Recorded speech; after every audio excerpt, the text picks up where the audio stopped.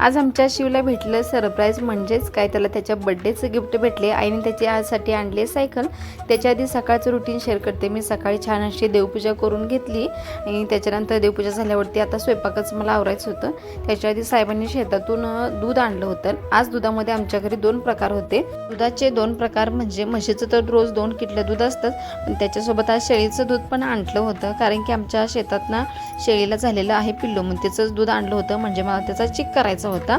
मी दुधात ना वेलदोडे साखर घालून छान असा चिक पण करून घेतला आणि आमच्या साहेबांना तर प्रचंड आवडतो. तुम्हाला पण आवडतो का नक्की सांगा कमेंटमध्ये. त्याच्यानंतर मिक्सर तर आमचा 5-6 महिने झाले बंदच होता. दारावरती काका एक आले होते, मग त्यांनी मशीन मोटरच नवीन बसवून दिली आणि छान चालू पण झाला. त्याच्यानंतर दारावरती पुन्हा दुपारी आले होते फुटाणे आणि मटकी आली होती आणि हुलगं पण आलं होतं.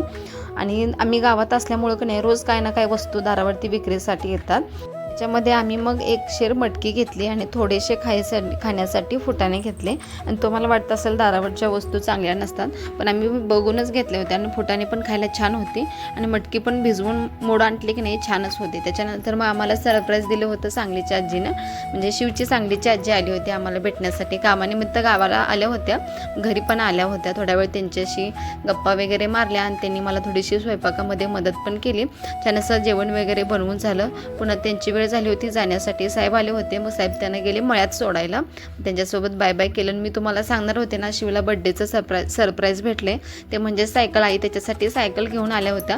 फक्त हे 5 मिनिटच दोघंजण एकमेका सायकलवर बसून खेळत होते. त्याच्यानंतर दोघांची पण लागली भांडणं, आणि की मला काय चालवायचे तुला चालवायचे. शेवटी काय झालं, त्यांची भांडणं काय शांत होत नव्हती. त्यासाठी मग काय केलं, आम्हाला दुसरा ऑप्शनच नव्हता.